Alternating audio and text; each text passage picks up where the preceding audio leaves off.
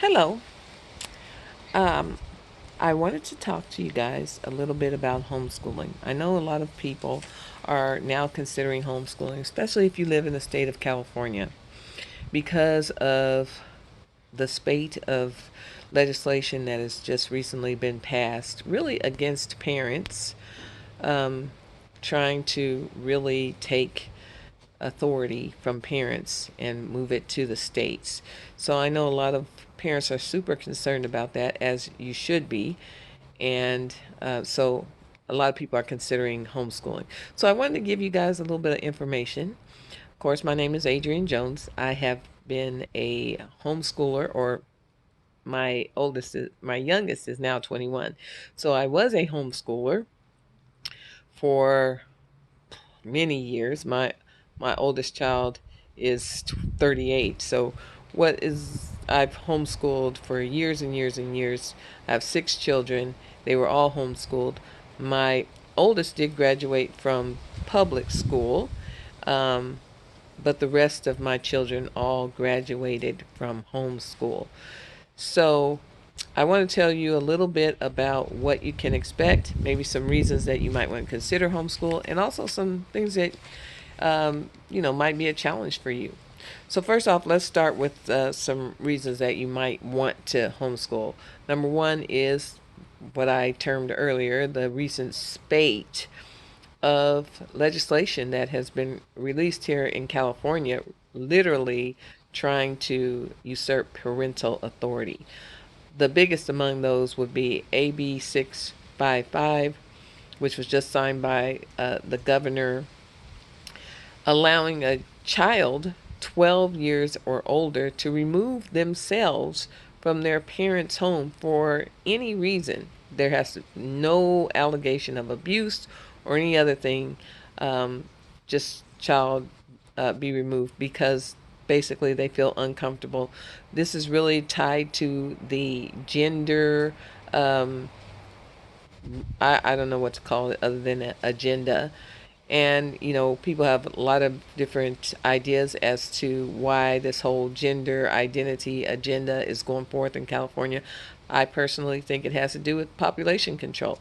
If you have gotten surgery and had your gender altered as an adolescent, there's no going back, period. It's a permanent decision. And so, why not take that out of parents' hands?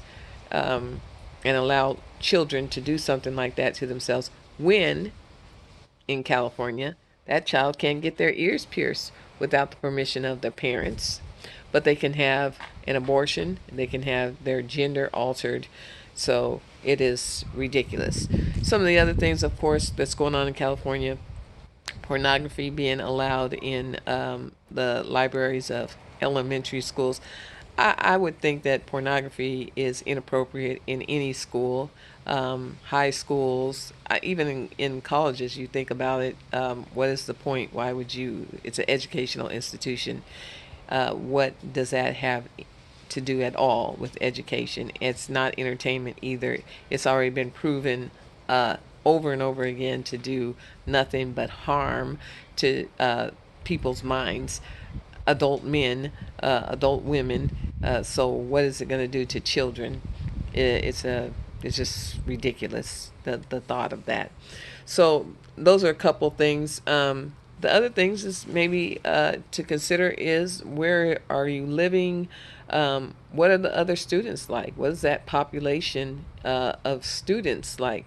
Um, is there a lot of violence? Is there a lot of bullying? Is there a lot of sexual activity among the students? And is that an environment? A lot of people, when they talk about homeschooling, they're like, "Oh, well, your child's not going to be, properly socialized." Well, they being properly socialized in the school that you would have to send them to? So that might be a very big reason to homeschool. And then finally, I would just say, what are the teachers like? I'm not throwing mud at teachers, because I know that they're underpaid and they work very hard. They do a great job, but some teachers do irreparable damage to children.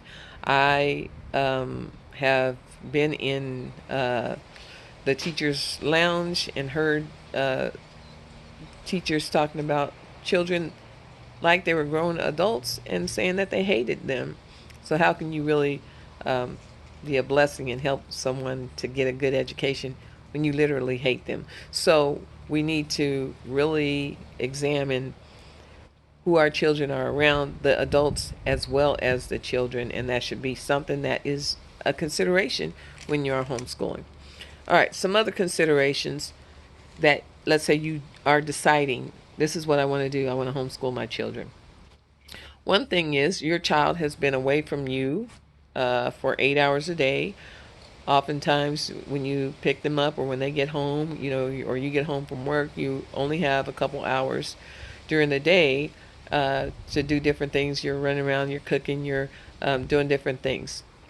So, some of the activity and some of the things that the behavior issues you're missing. And the public school teachers have been yelling about your child's behavior forever. And if you were, if you got a chance to homeschool them during COVID, yeah, you might have got a taste of some of the behavior issues that you could be facing with your child. But the good news is that you're responsible for correcting that behavior anyway. And so for you to have the ability to really, work on discipling them, applying discipline to their lives, and training them up the way they should go is actually, it's not bad news, but it's a consideration that you need to think about, is that, man, now I'm going to be the one who really is responsible for making sure that their behavior gets corrected. All right, so the other thing is time. Okay, so a lot of people don't really realize the amount of time that it's going to take. You do not have to have a public school day. Your child does not have to homeschool from 8 o'clock in the morning to 3 o'clock in the afternoon. But you're going to have to organize that time. You're going to have to plan what you're going to teach. You don't have to teach each subject separately. You can do something called a unit study, wherein you're studying, let's say, you're studying some kind of history or some time period of history. You can, in that study of history, you can include language arts, spelling, writing. You can include mathematics in there. You can include science. So all those things were going on during that period of time. So you can include those so that you don't end up having to teach and switch from this to this to this to this. The main things that I would go ahead and have maybe a separate correct curriculum for, just to make sure that I don't have gaps, is the language arts, especially in the earlier ages, and math, because you don't want to have gaps there. So those are like kind of the main two that personally I always had a curriculum for, so that I made sure that there was no problems, no gaps there. But you're going to have to study and prepare, and you'll have to do that. And I think public school teachers should do it as well, around the clock, because, or around the whole year. Because think of it like this: once you're in there teaching, you don't really have time to stop and to plan. If you haven't planned in advance, you're behind, right? So you want to make sure that you plan in advance, that you also plan breaks, and that you're making sure that that it's kind of delight directed, that your children are enjoying the experience, that they have access to other children on a regular basis, and that they're enjoying it, that they're the things that you want to shield them from, they're being shielded from, but they also are getting exposure to their peers in a controlled environment, the peers that you want them to be exposed to, and not necessarily all the problems that you don't want them exposed to. You're going to have paperwork that you'll have to do, especially if you choose to be a private school. So if you choose to file an affidavit as your own private school, which you can do in California, then you have to keep all the records. You have to keep the attendance records. they have to be records. You have to keep the attendance records. You have to keep samples of their work. You have to make sure that they are up to date, and that everything is done properly. So you have to make sure that all those I's are dotted and those T's are crossed. There's other ways that you can do that as well. You don't have to file your own affidavit. Uh, you can homeschool through the public school system. If you choose to do that, the public school will give you the curriculum that they want you to teach, and they will, they give you resources. So they give you money, they give you computers and things like that. But then also they have access. They can come into your home, so they can do different things like that. But you have access to a teacher who comes around and does all that. So you have to just decide, is that something you want them to still have access to? You still want them to tell you what curriculum that you're going to use, things like that. You can actually buy your curriculum, but then they won't, I guess, give you the resources for that. And I don't know how that grading goes if you have chosen your own curriculum. You have to research that. You can also come under a private school in the same manner as a public school. At, you can homeschool there. You can also do that with a private school. So there are big private schools that have homeschool arms. So that costs money. That will be expensive. That will be almost as expensive as sending them to that private school. But you would be doing the teaching at home, and that they would have a teacher that kind of follows your child.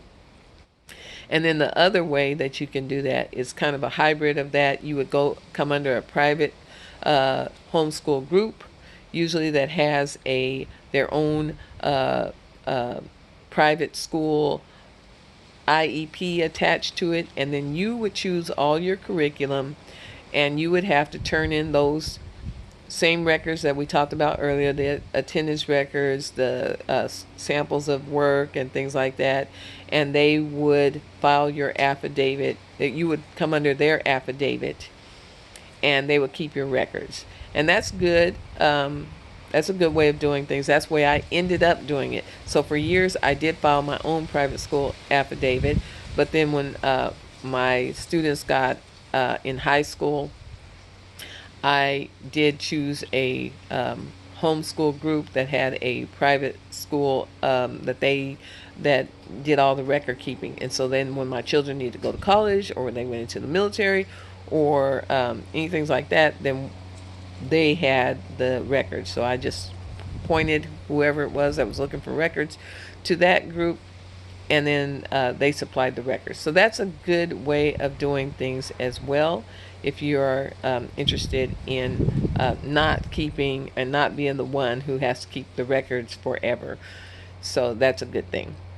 So really, those are kind of like the main concerns. Oh, one more concern is family members, because a lot of times family does not understand your choice to homeschool. And so they will be bringing up things like socialization. Socialization is a big concern, but think of who is doing the socializing. Do you want your children socialized in a negative environment where they're going to be full of fear, or where they're going to be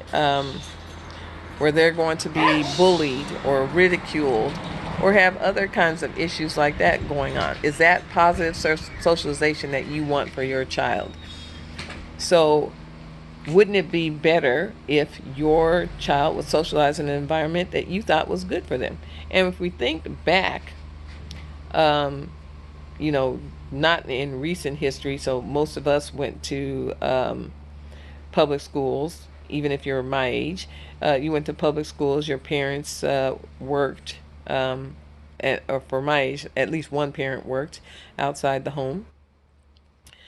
But if you go a little bit further back than that, most people had businesses in their homes. They worked, and they were socialized by their family members, and they did quite well.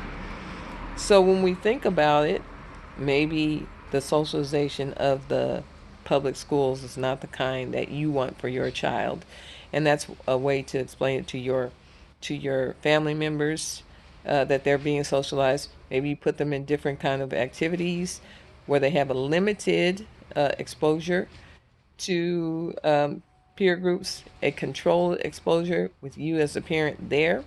That's a lot better than them being gone 8 hours a day and you not knowing at all who they're being exposed to. So those are just things to consider if you are considering homeschooling. And I pray that God will bless you in your journey.